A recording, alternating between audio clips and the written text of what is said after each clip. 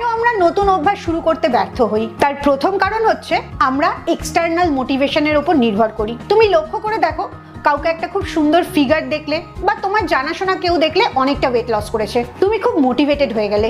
বাড়িতে এসে ভাবলে কালকে থেকেই তুমি ডিসিপ্লিনড হবে, জাঙ্ক ফুড খাবে না, মিষ্টি খাবে না, সকালবেলা উঠে হাঁটতে যাবে। কিংবা তোমার কোনো একটা বন্ধু তার কেরিয়ারে একটা ভালো পজিশনে গেছে, তুমিও তাকে দেখে খুব মোটিভেটেড হলে, ভাবলে তুমিও সেই কেরিয়ারটাই চুজ করবে। এই সমস্ত জিনিসগুলোই এক্সটার্নাল মোটিভেশন। এই এক্সটার্নাল মোটিভেশন দিয়ে হ্যাবিট তৈরি হয় না। আরেকটা কারণ হচ্ছে তুমি অনেক বড় গোল সেট করে ফেলো।